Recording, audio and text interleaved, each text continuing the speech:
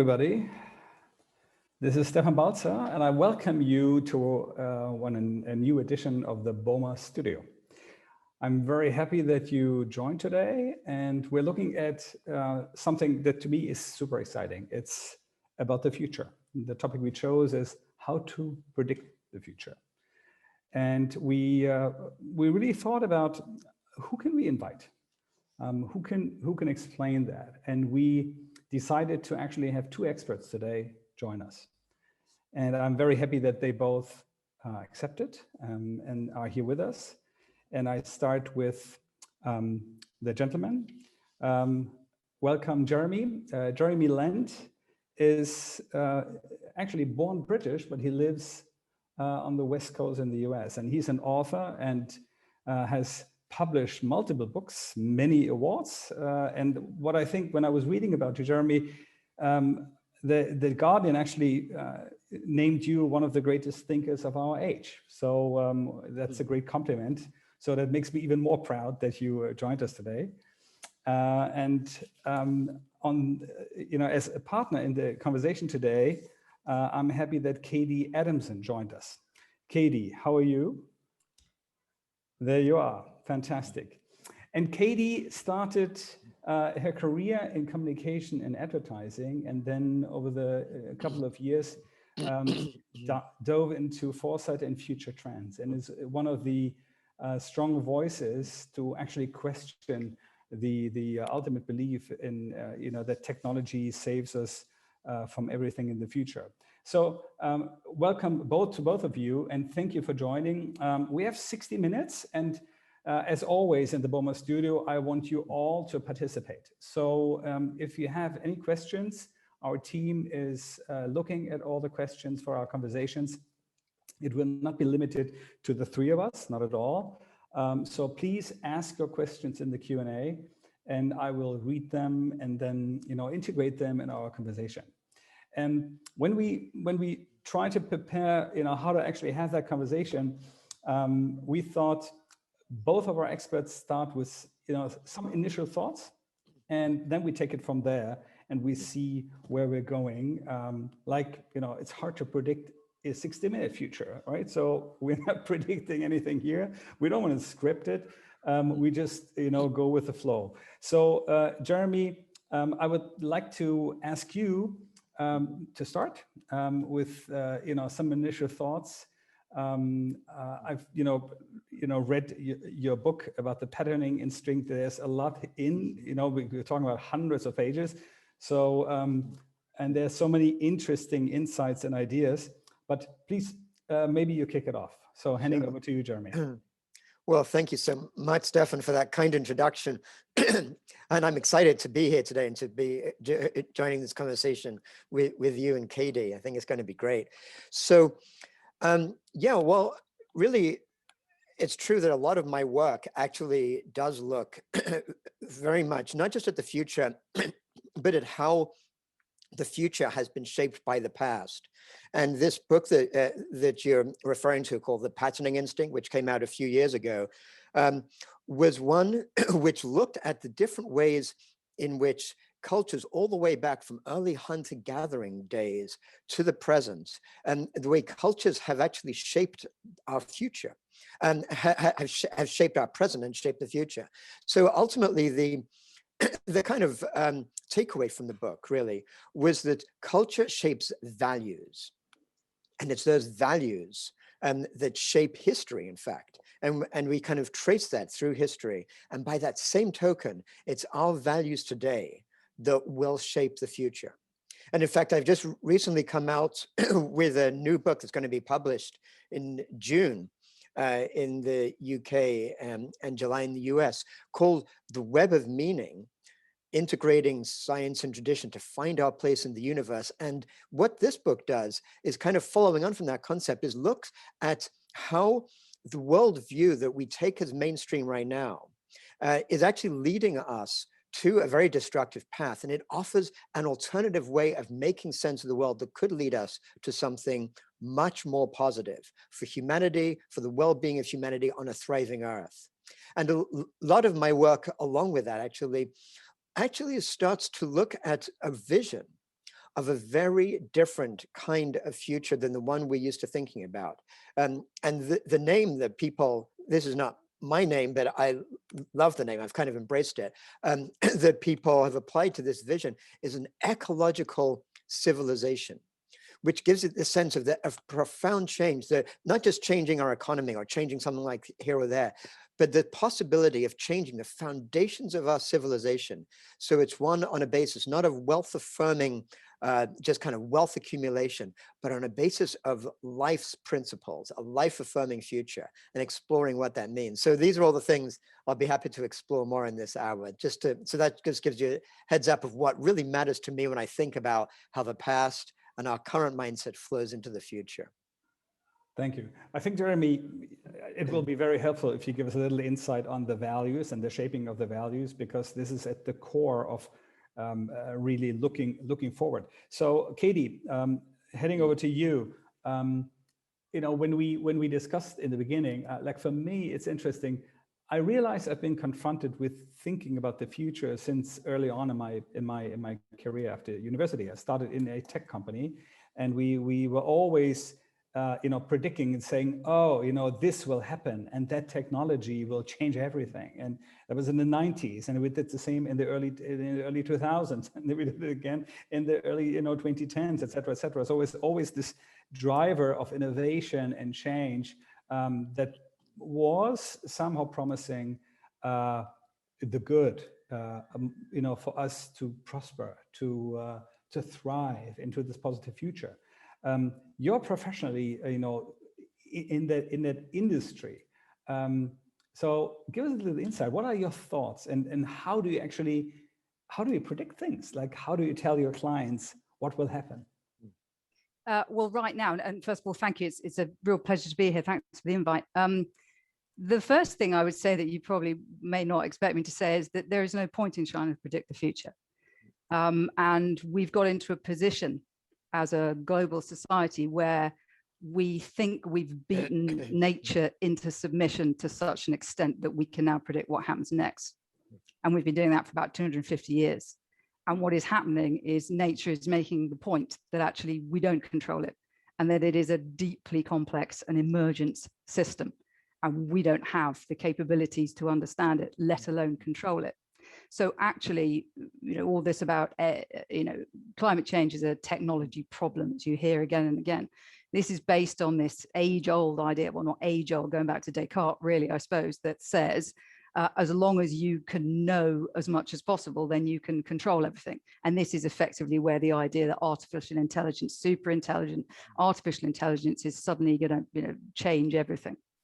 And the reality is that AI uses the past to predict the future. And actually, in perfectly certain narrow cases, that can be extremely useful. But the world is not a narrow use case. It's a massive complex system, and it's very uncertain. And in uncertain situations, the priority is not to predict. The priority is to adapt.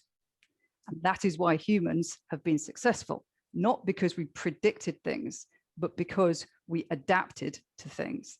And I think it talks to what Jeremy was starting with there. You look back to the very early civilizations and societies.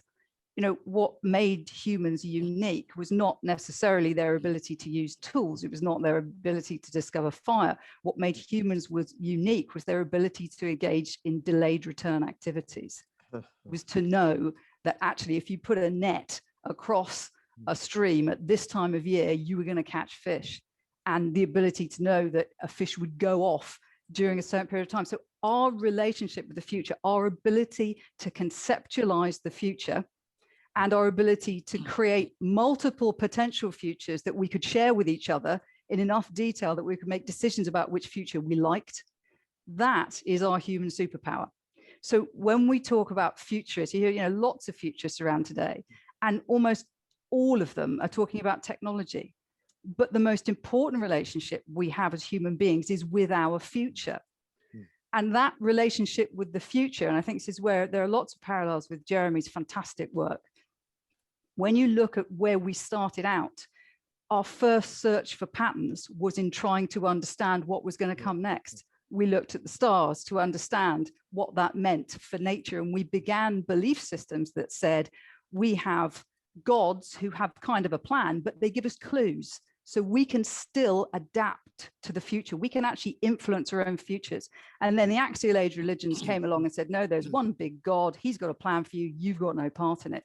And essentially what's happening now, in my view, is that determinism, that religious determinism that is, on shaky ground thanks to science. Science is now taking up that mantle. We've now got a technological determinism. So the end of the world used to be fire and brimstone, and now it's silicon hell. So what we've got is a tomorrow factory, which is basically following the same human pattern that we always have done. We have to have some great big God to be scared of that none of us can understand and none of us can influence. And on a very human, personal level, this impacts people, because it disempowers us. If you believe the future is basically all about technology and you don't understand technology, what part do you play in the future, right?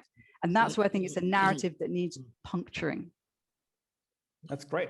That's right away. So actually, looking at that narrative that you just described, Katie, it's actually that future is something that we cannot influence. It's not something, it's happening to us. It's this old thing that, so that goes all the way back to gods and everything, and the mighty power that, where we play no role, right? So Jeremy, I think you, in your last book, you wrote about this a lot. Maybe you can comment and add to KD's comments here. Yeah, sure. Yeah, I'd be happy to. And just wanted to say, I love how you were describing things, KD. And I feel very strongly aligned with exactly how you're thinking about how to look at the future and how to look at our engagement in the future. And one of the ways in which in that book and in my current work, I look at these things is from this wonderful tradition of systems thinking, and looking at the world and human society as kind of nonlinear complex systems. And that's why I so strongly agree with what you were saying, Katie, that when you look at nonlinear complex systems, you can't actually predict what's going to happen with them. You can adapt to them, as you say, or you can influence them to some degree, but your engagement is part of how they unfold, and we're not separate from them. And so to your question, Stefan, if we look historically, what we see is that like the kind of mainstream way of looking at history is basically a sort of a deterministic kind of way. And it looks somewhat geographically a lot in terms of like, well, Europe and Eurasia got ahead because of technology, and Europe discovered the new world before China, so they kind of conquered it, and would have been the other way if China had got there first. But it's this kind of presumption that actually all human cultures are the same, and essentially it models all of humanity on this Western way of thinking. But the reality was that China, a few hundred years ago, back in, say, the 15th century, was way more advanced technologically than Europe. And there was an admiral there, Zheng He, whose fleet was about 1,000 times more powerful than Columbus's 3 little ships. He basically controlled this Africa, the East African coast, and Middle East for decades. But it never occurred to Zheng He and the Chinese to conquer and enslave the populations there. So if Zheng He had arrived in the US, in North America, he wouldn't have said, oh, great, let's like find gold and take over this country. They had a very different set of values, which was all about harmony and maintaining a sense of stability and a sense of connectedness with everything around them. And so they kept the Indian Ocean free of pirates, for example, and they brought emissaries back to sort of kowtow to their emperor, but they never conceived of this way of conquering the New World the way the Europeans did. So this is an example of how the values that people bring, we don't realize how much we're embedded in a set of values, and that actually affects what we do. And as a culture, that affects how history actually unfolds. That's why it's so important for us to really look deeply at the values that we're actually taking for granted in our mainstream world right now. Can you maybe comment here as well? Because obviously then the values that that in the time of Columbus, the Europeans had were very different. Can you elaborate on that a little bit? How would you against the Chinese that you just described? Because it would be interesting to say, where is the Chinese culture today, right? Is this still the one about the harmony thing? Is it possible that these cultures change? Because some people might disagree and say, well, probably today they wouldn't do that. But let's go back, because you said the Chinese at that time didn't do it, while the Europeans did it. So what was the driving force behind that? Yeah, that's a very important point that you raise. And well, as Katie mentioned, there was this kind of European worldview that we see Descartes as one of the sort of founders of this mechanistic way of thinking. And of course, Columbus was there even way before Descartes started the scientific revolution. And so we have to look even further back at a core Western way of thinking that ultimately came from the ancient Greeks, in fact, of this way of looking at humans as being fundamentally separate from nature, and humans as having some sort of divinity over nature. And what the Europeans did with that mindset was developed this notion of exploitation as a core value, that being separate and being separate from each other, and even having a soul that was separate from the body, the sense of separation led them to believe that it was absolutely fine to take power and use that power to exploit whatever was around, whether it was nature or whether it was indigenous cultures. And of course, they used this notion of the Christianity to consider themselves to be above the heathens and kind of rationalize destroying them, basically, and causing the greatest genocide in all of history. So the approach to the New World was totally one based on exploitation. And to answer your other question about China today, what you see about worldviews, this is what's so interesting. They can be incredibly stable and last for millennia, very, very profoundly affecting. And so each new generation that arises can just bring the patterns into their own mind from their parents' generation and just maintain that. But when there's like an exogenous variable that disrupts those patterns and basically humiliates or undermines the power of those who maintain that worldview, you see a complete change, a transformation happening very quickly. So when China, along with the rest of the world, got basically its old culture destroyed by the exploitation of imperialism and colonialism, you see new generations of people in China start from the early 20th century onwards saying we've got to reject Neo-Confucianism, we've got to reject those values and basically absorb the values of the people of their conquerors. And the British won the Opium Wars and started to control what happened to China, even though it didn't actually get colonized like other places. And so in China today, there's actually been waves of bringing in Western views, like communism was a Western concept that Mao obviously transformed to fit within the Chinese context. Then, of course, in modern decades, it's been where there's an actual, let's shift from communism to a sort of capitalism-communism hybrid. So what you see now, that China's success has been based on absorbing these dominant values of exploitation and separation and supremacy over nature that the West had so ingrained. And so that now China is actually one of the greatest emitter, in fact, the greatest emitter of fossil fuels, and also actually one of the biggest growth-oriented economies in the world. So we have to look at the recognition that right now the world is on this path where so much is getting disrupted. Values are once again being questioned at the deepest layers because of things that are unraveling. And this leads to this opportunity that maybe as a global community, we can once again reassess our values and shift in just the way that the Chinese shifted 100 years ago, as I was just describing.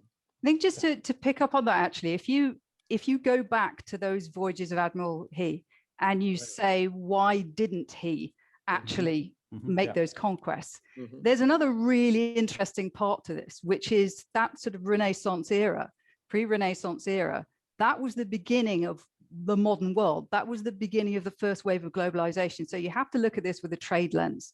Why didn't the Chinese do that? Because the Chinese already had this gigantic internal market, and they'd had that for thousands of years. Whereas little Britain, you know, and these little European states, sea travel was the big thing. You know, they managed to, they realized they could cross these oceans, and that expanded their markets. The Chinese weren't looking for new markets. They were actually quite happy pretty much with their internal market. And it was their lack of investment in that rising sea power that the Chinese didn't believe they needed that really caused the problem for the Chinese. So what I see it as, when it's interesting when we talk about values here, because if we look over the last 500 years, and I think that Renaissance was a real turning point, the beginning of those first stages of globalization, all this conquering, this was based around trade. And what you saw during the Renaissance was this shift from the Christian church saying earning money is sinful to suddenly saying, actually, you know, earning money is not bad.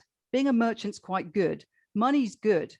And what we've seen over that period, the last 400 or 500 years, is that financial values have become human values. And that has a journey that we've been on slowly and slowly and slowly.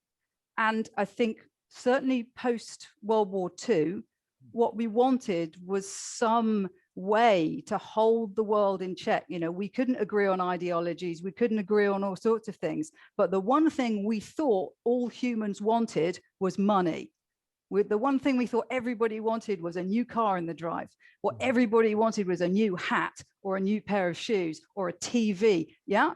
So what I see when we talk about values is the Chinese, you know, I work a lot in Asia with a lot of Asia-based companies and family-run, generations old family-run companies. And what I see again and again, and always strikes me, is those companies have values. And they've got into it in the West in the last 10 years or so. But in Asia, companies have values and they take them really, really seriously. So I think when we say what are the values in China, I think what China, the reason it's been so successful is that it's understood how you make capitalism work, but it hasn't necessarily taken on the values. It's saying we're actually going to make capitalism work without believing that this is the most important thing. The culture, the communist attitude, you know, right now, and, you know, other cultural elements within China are very, very important. They are not necessarily always financial values. And this is where I agree with you that I think there is a massive opportunity to change, because a lot of the work that I'm doing with companies around the world now is looking at non-financial metrics, non-financial values. How do you actually quantify and apply what we would normally say as a financial value stream to a societal or a governance or a climate? Yeah. And this is the beginning of how you start to change the value system. And the other interesting part about this, which I'm sure you'll pick up on, Stefan, is our values are actually determined by our worldview. And our worldview is determined by the information we're given and the data we're given. And right now, most people's worldview and the data they have access to is determined by a handful of companies, a lot of them based in the United States, with their own worldview. We made decisions over the last 50 years about what data we thought was important and what data we didn't. And we've built our worldview on that. For example, what is GDP? GDP is just a consensus of what we measure, which governments and businesses do. It leaves out massive amounts, you know, unpaid work in the home. And they recognize this in the 50s, the economists, that should be included, but it's too difficult. So now we have this situation where we only make financial value streams and we've lost a whole load of other stuff, which is where the climate starts suffering. Because if it's not worth anything financially, it's not worth anything. Absolutely. Yeah. We have questions, you know, flying in. And so I want to pick the first question. Is to both of you. Do you think society would have developed in another way if different patterns of meaning or systems would have been prevalent? For example, there would be no capitalism or consumerism, but like a different economic system. Who wants to go first? Jeremy? Go ahead, Jeremy. Yeah. Yes, in fact, that is a great question. And I do. I think that it's one of the most important things for us to recognize is there's not like some inevitability to how history has unfolded. And just like there's no inevitability to this worldview that we have right now. It's not like this is the truth, or and oftentimes people look at all that the whole unfolding of human history with this sense of existential inevitability and despair. It's like, well, it's just part of human nature that we're going to exploit and destroy, and so we're just kind of creating our own funeral, like that kind of feeling. And that's pretty prevalent around.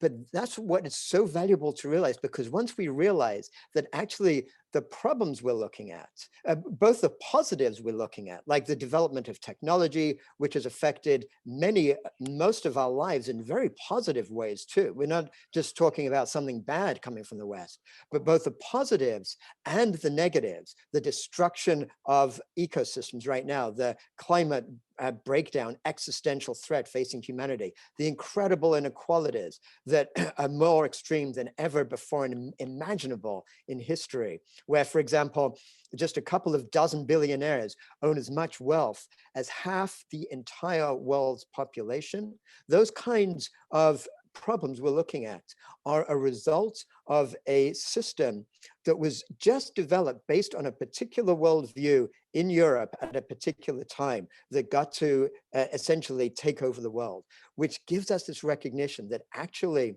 we have the potential as a collective human consciousness, which as a result of globalization, we're becoming partly that to some degree. We have the potential to shift that, to recognize the deeper underlying ways in which we've caused these problems through this way of making sense of the world, and shift it.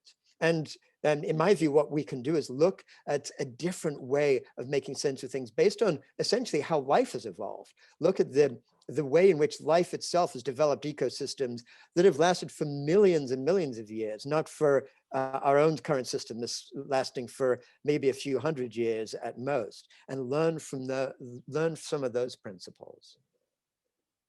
Thanks, Jeremy. Katie, you want to comment on this as well? Yeah, I agree with all of that, and I think also that we need to. I think it's an important message to say we actually create the future that we want, but I think it's also really important to understand that interdependence issue that Jeremy raised earlier, that you don't change things all on your own.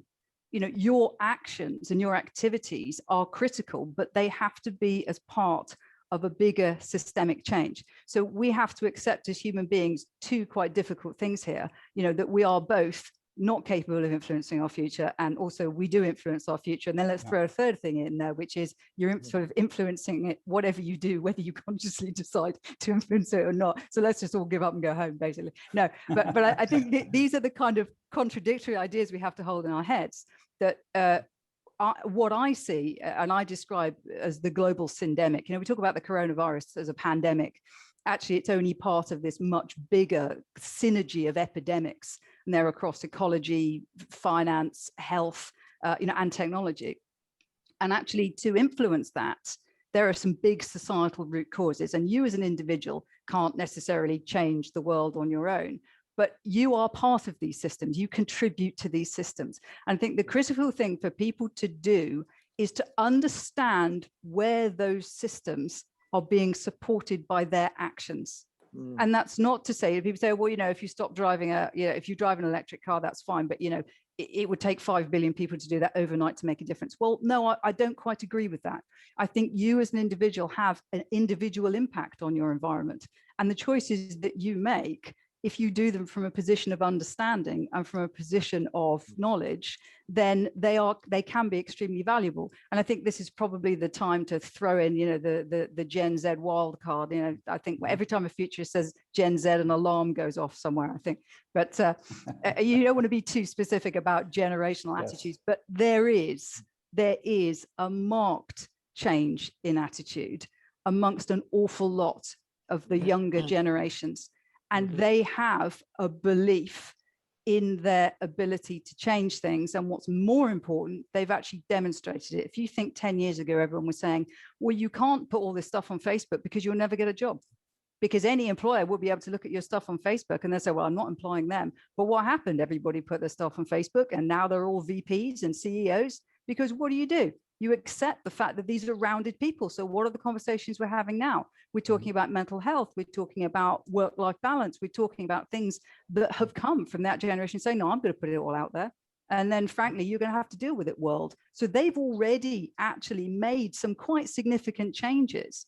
And I think they are gaining confidence, the fact that they can make more. And one last part of this, I think, if we go back 50 years, and I think 50 years is interesting because there was a book called Future Shock that came out that told us all, you know, that the future is technology and we were all screwed. You know, we had 2001 Space Odyssey, AI is going to take over. And then Milton Friedman, you know, the only purpose of business is to make profits. That really has been a frame for the Western world, for the global North, for 50 years.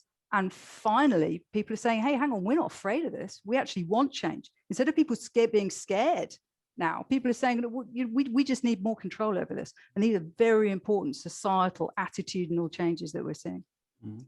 Next question actually is right going into that direction. A question goes to you, Jeremy. The question is, what makes you think that there would be a global shift of values versus a more regional or even local shift in happening here on, let's say, on the ground level in communities, etc.? Yeah, that's an excellent question. And I think it actually is valuable to look at both of those levels of shifts in values, because really part of the value shift that I think we're seeing is actually moving the attention towards our sort of bioregions and our local communities. And so it's not just everything happening in this kind of impersonal global level. But I do think that we do need to be aware that in the last few decades, there has been this incredible globalization, both of ideas, and of course the internet is the paragon example of that, so that now when something happens to shift values or ideas in one part of the world, it can spread within hours and days throughout the entire world. So when George Floyd got murdered in the US last year, within a few days, demonstrations were occurring throughout the world. There's resonance with like, we're not going to accept this kind of destructive white supremacist behavior. So that's the kind of thing you see happening and creating a sense of like a planetary consciousness. For the first time really in human history, we have the ability and the beginnings of a recognition their identity is not just ourselves, our family, our community, or our nation, but our global planetary existence. So that's on the positive side. On the negative side, the other reason to see more of a global shift in values is the destruction that is taking place is global as a result of this kind of global transnational corporations sort of dominating the world. The ecological devastation is everywhere. In the oceans, in the forests, on just in any farmland, you name it. The insects that are dying, they're dying all through the world. The fish are emptying out of the seas. Everything like that is global. And people are recognizing that. And of course, climate breakdown is the ultimate issue that is affecting all of us together. We're all in this together. So that unraveling of society's kind of stability we've seen in the last few decades is global. But the way in which to relate to that, I think, has to be this combination of global and local. Sometimes people have come up with these terms like glocal or cosmo-local, whatever, because it's this notion of recognizing that our identity is not just one or the other. We don't want to revert from globalism to going back to parochialism and saying, just focusing on, look at our community and I'll take mine and ignore everybody else. It's dealing with holding a complexity in our consciousness of recognizing that we are existing in community, the people we see every day, the people that we are relating to, the actions we take affect those around us. And we want to bring our empowerment back to our region and recognizing that everything we do has this big global impact, and using the internet, which really is one of the greatest tools that ever got developed for humanity's potential benefit. as powerful as language or printing, use the internet to actually enhance that sense of a global human consciousness, recognizing the future we can make together, we need to do together. Yeah, I think to me, this goes back a very long way. I think this goes back to the beginning of those axial age religions, because what they all strove for was universalism. You know, something that would be the same for all of us, you know, something that meant the same that we could all ascribe to. And really, I think that those axial age religions were an unfinished project. You know, they've never really managed to achieve a set of values that are universal. And here we are thousands of years later, and we're still saying, you know, how do we achieve this global consciousness? How do we achieve this global universalism of values? And actually, I don't think we're going to. And I think the closest that we've ever come is these financial values. Because the one thing that we've managed as a human species pretty much to do, you know, in the last couple of 100 years is to get a global agreement, no matter on your culture, you know, creed, whatever, that money was a good basis. It was the ultimate leveler. You know, all of our institutions, all of our systems are really based around trade. They're based around money, and power goes in that direction. But it's a universal value. It's the closest we've come to universalism. And what you've seen over the last 5-6 years, if you look at the election of former President Trump in America, if you look at the Brexit vote, if you look at, well, you know, there's all sorts of examples, Brazil, whatever. Yeah. What you've actually seen is people saying, actually, even if this does cost us money, we don't care. This is what's so scary, is that this consensus that financial values are what, you know, you're going to be an idiot. You're going to vote for something because it's going to do you good on a financial basis. And people are going to say, you know, in the UK, where I speak to you today, oh, you know, we don't care if we get poorer for this. You know, we're standing up for our cultural values, that we don't want to be part of Europe. And that is terrifying, because the only thing that has really been universal for the last couple 100 years, what's kept the peace, is that as long as we all ascribe to financial values, we'll be okay. And as that starts to break down, we end up in the same position that we've always been, which is we don't have universal cultural values. Yep. And I'm not sure we're ever going to get there, which is why I think we're entering what I call a liminal period now. We are in an exceptionally dangerous period. And the climate is going to be a casualty of this. But if we want to look at human values, then this is a question we have to answer. Can we really find universal human values? Because we spent thousands of years without being able to do it. Or do we say we need to adapt and understand that we're not going to have universal values, but we need some kind of framework we can all sign up to? And where climate change is interesting is that it is about the only place, because it's going to directly affect pretty much everybody, that we might find a universalism. That's why I agree with you, Jeremy. I think where we're going is not a technology dominated future. It's not the technocentric age. It's actually an ecocentric age. That's where we're going to go. And our human values are going to start being not just anthropocentric, but ecocentric. And I think we're already beginning to see the path towards that now. Yeah. Super interesting. I want to, you know, we actually invite the audience as well to give us a little feedback. So we have the first small survey that we want to, you know, kick out, and we will ask everybody here participating the following question. What would have to change in order to enable positive change? What is your opinion? Give us your opinion. And I got 3 answers. What needs to change in order to enable positive change? So we take a few seconds for everybody, maybe just give us your, you know, initial impulse, what you think is, you know, the driving force here, and then we can see the results. But I want to pick up as well on, KD, what you just said about this generation. We have a question here that says, the question is, what do you predict to be the next generation cutoff? Do you think the pandemic will create a new generation shift? Is that possible? Is that the pandemic one of the turning points? In my opinion, I think the pandemic, if you look at it from my kids' point of view, you know, my eldest daughter is 22, nearly 22.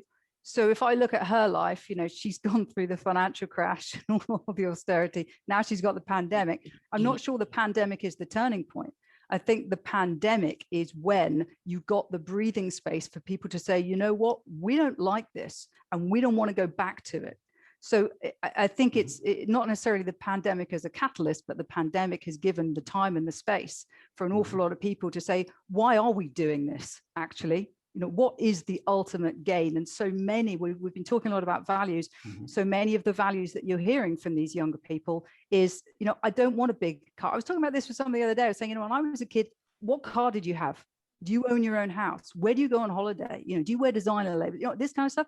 And it doesn't seem to me that those are the aspirations that are hardwired into these kids in the way that, you know, Thatcher in when I was young, you know, in the UK, these were the, you know, loads of money, values. And it just doesn't seem that these guys have it. Now, you can argue it's because they haven't had the opportunity, because they've grown up, you know, with all these shocks to the system.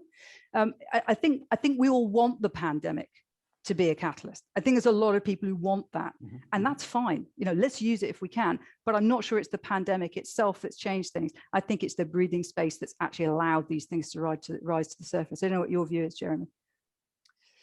You know, I think that we need to recognize that the pandemic itself, massive as it's felt like in the last year and a half to everyone, is really just almost like nothing like more like a dress rehearsal for the kinds of disruptions that are going to be unraveling our society in the future.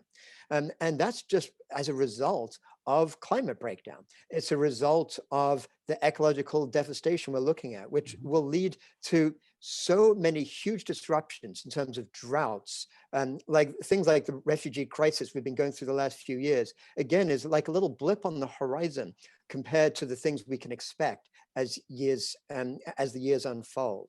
And I hate to sound sort of pessimistic in relation to that, but in that unraveling that I think we're going to be seeing is the very hope that we have, because as things get more and more extreme, where I think, yeah, a few years from now, people will look back and say, oh, you remember back that pandemic time, and, you know, we felt it was so disruptive. Look at what's going on right now compared to that. Gee, I wish it was back in those days. We need to recognize that, but in that unraveling comes the potential for actually a reorientation of our values, a reorientation of our system.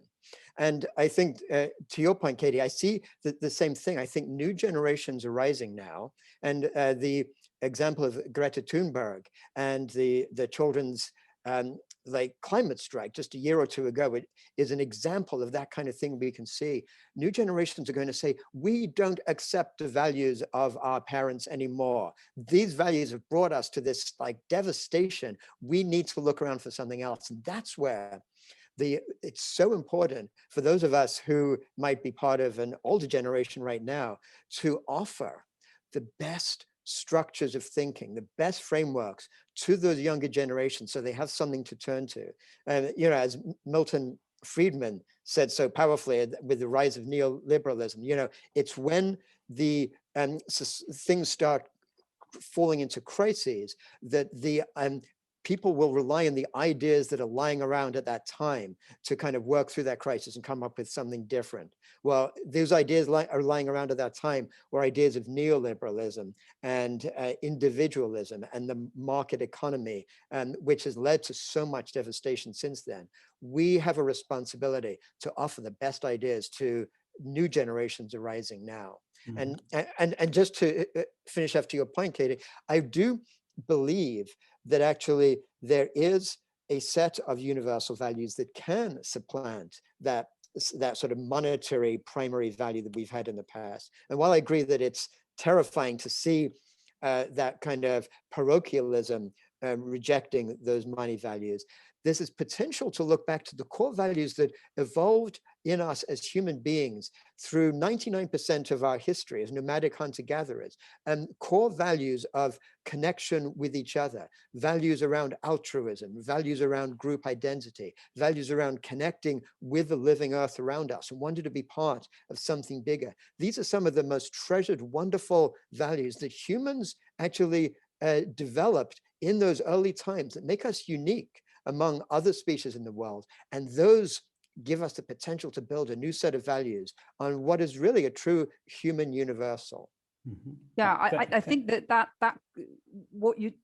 goes alongside our better understanding of the world around us. Because one of the things you mentioned there, is this idea that actually humans are much more collaborative than we've been led to believe. And again, this is a narrative we've been fed. Humans are selfish. And actually we're not. And there's been a rash of books over the last few years, with all sorts of scientific data on this. We would rather cooperate than compete very often. And in fact, the Latin root of compete, competere, actually means to strive together. So we've even, lost the meaning of that. But I think what's also interesting is this mechanistic universe that we've been talking about. Where are we going now? We're going to quantum. We're going actually to the space where, all these ancient religions based on, trees and spirits and all, the molecular level of nature around us actually influencing us and us influencing it. There's people talking about quantum animism now. We're actually going to possibly say, well, our scientific worldview now supports these kind of animistic ecocentric approaches in a way that our old mechanistic paradigm completely failed to acknowledge. So I agree. I think there is an opportunity for universities, and that's why I say this climate change thing is so important. The environment is so important because it has the potential to link us together, because it demonstrates our interdependence. Sorry, Stefan, you were No problem. I want can we have the results of that first question? So the answer, what would have to change in order to enable positive change? By far, it is we as society have to change and to rethink our way of living, which actually pretty much pays tribute to what both of you just expressed. That's the biggest potential is in our stuff. It's a smart audience, Stefan. You see, these are smart people we're dealing with. It's not representative. Of course, it's not representative. And I think as well, while listening to us, I think we also have to understand, how much even our conversation is shaped, of course, by our values and by our view as well. So we have to, I don't want to do this right now, but in general, we have to do it. I want to head into one direction, coming back to the topic of predicting. I think, Jeremy, it was you talking about these large corporate conglomerates influencing and also controlling many areas of our lives, what we buy, what we read, how we communicate, etc., etc. And KD, you work with companies, as well in different areas in the world. How much of a potential would you see in change, looking at what you just described? Values change, adapting. Is there a contribution that could be done by these large companies? Because I think there's different belief in change in the future. One is that it's only bottom up, it's only in the communities and ground up, and others say it's only top down. If we don't change at the bottom, it will never happen. Me personally, I always thought we need both, right? We need both. But how would you, see the potential in these companies? Are they able to change? Yeah, I mean, this is the most fascinating situation now, because it used to be that if you wanted to change the world, you went into politics. Yeah, now people are going to business. Yeah, that's what they're doing. They're not standing to be elected. They're actually doing startups and saying, I'm going to have a startup, this and the other. So you've got at that end of the scale, you've got a lot of talented people saying, yeah, I'm actually going to change the world by using a business approach. And why is that? Well, it's sensible when people only listen to financial values. If you can create a successful company, then you can influence things, and people do. But on the larger scale, on these really big conglomerates, and I work with a lot of them, I see a genuine, and I do mean absolutely genuine, desire to do good. And what's interesting at the moment is we are holding our large companies to far higher ethical, moral, all these things, values, than we are most of our elected leaders. You can get away with an awful lot as a politician that you certainly can't get away with as a CEO anymore.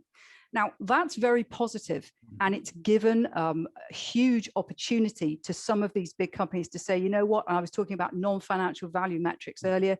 You probably saw the World Economic Forum, International Business Council earlier this year came out with their stakeholder capitalism metrics. And this is an attempt to get a framework that says we want to value, we want to operationalize not just our financial assets or our finances. We want to operationalize our values as a company. And that's unprecedented. We've never done that. And these companies coming together can actually change the world. And they're doing that. But here's the problem. And here's where we get bogged down. We just assume that a company is your classic corporation with its main driver to return, returns to its shareholders, an extractive organization. But here's the interesting thing. You go back 50 years, there was an awful lot of talk after the Second World War about, should we have more cooperatives? Should we have more non-profits? And that was all wiped away because that wasn't very good, for the consumer society. We just won't make pots of money. We want companies that make money and return it to shareholders.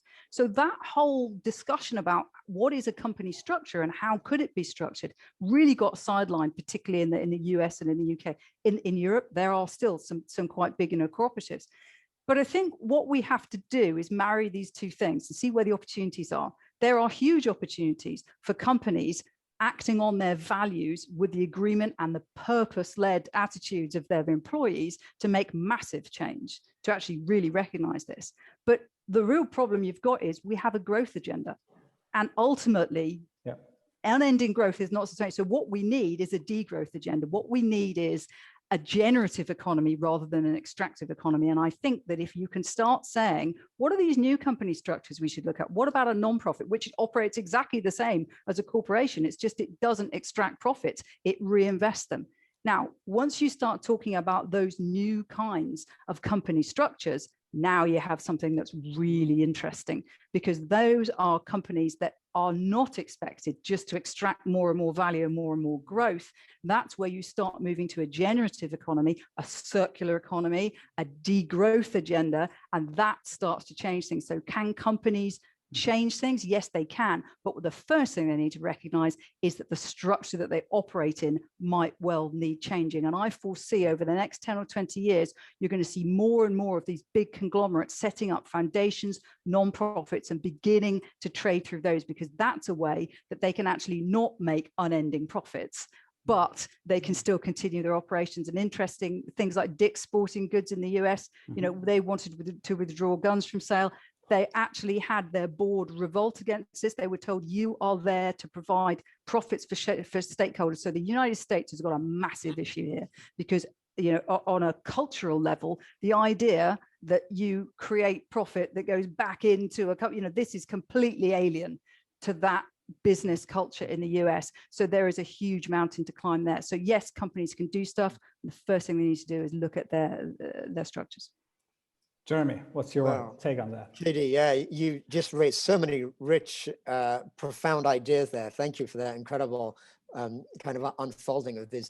So yeah, I believe what you say, KD, that in these big transnational corporations, there are so many people who truly want to do good.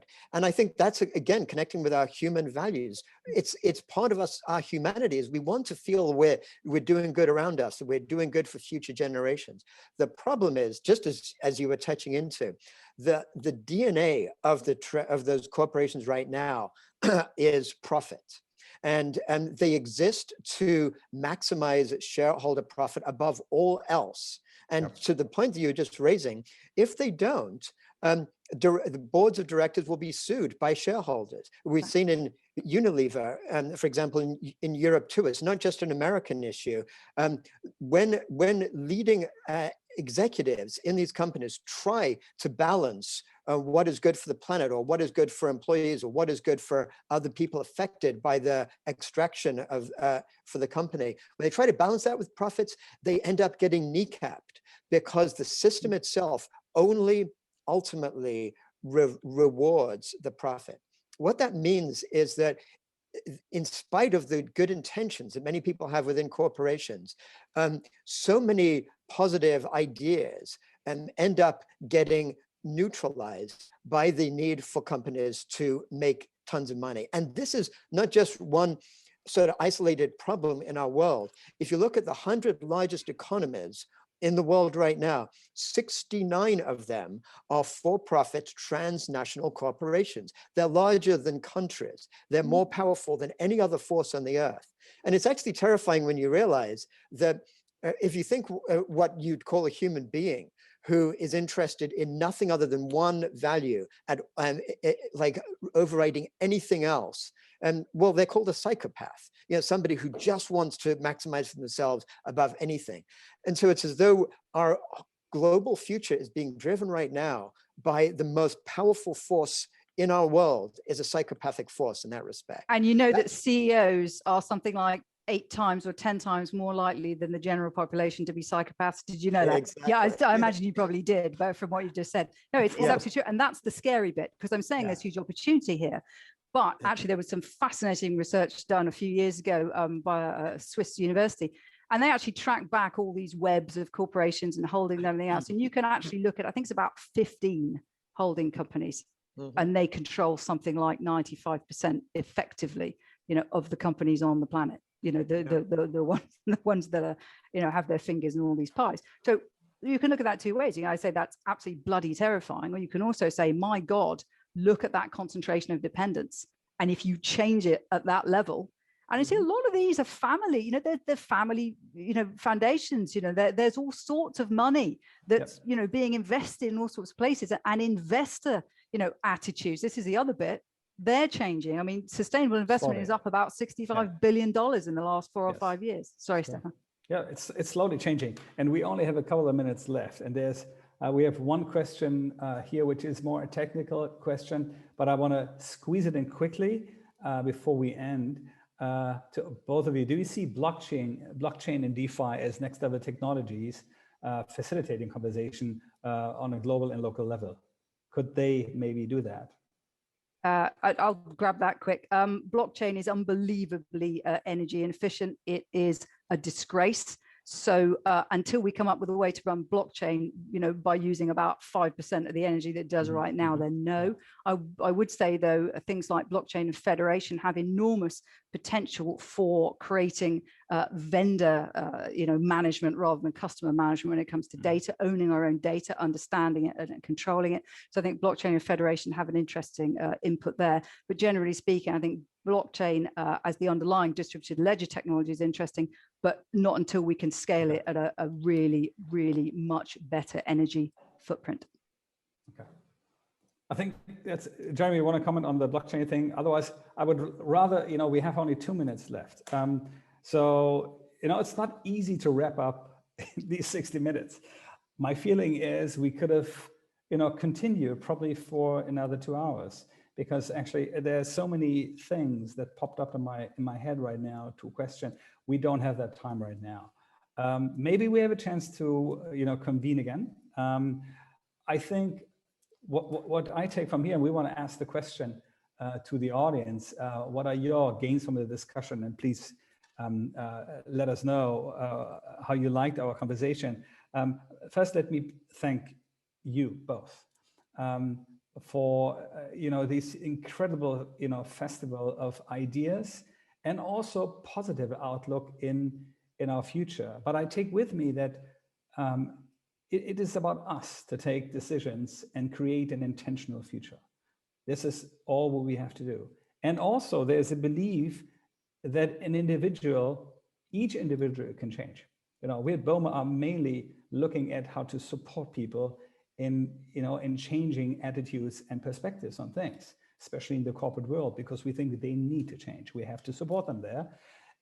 So this is a good thing. And, you know, having 2 experts, you know, flying back and forth on different perspectives on what the futures can hold for us. I want to thank both of you. It was thrilling. I'm amazed by everything we discussed. And, you know, I can only, you know, thank the audience as well. I hope you enjoyed it. Let us know if you want us to maybe come together and we do like a, you know, little red wine, the fireplace talk on this topic, because it's such a big and important thing to us. It means a lot to us. So I hope that you stay with us, for the next Boma Studio. We probably will be back after the summer pause, the summer break. Again, Jeremy and KD, thanks so much from the whole Global Boma team for giving us all these insights. And I think for everybody who's a little bit overwhelmed, I think you can make the simplest approach I always see is my little fortune cookie that I can take. I can unwrap it, and there's probably a little prediction for my future, what things might come in the near future, and it even bridges the Asian and the Western maybe in some way. So with this being said, I want to thank you all. I hope that you have conversations about our topic. Stay with us and have a great time, and see you very, very soon. Thank you. Bye-bye. Thank you. Yeah, that's great. Bye.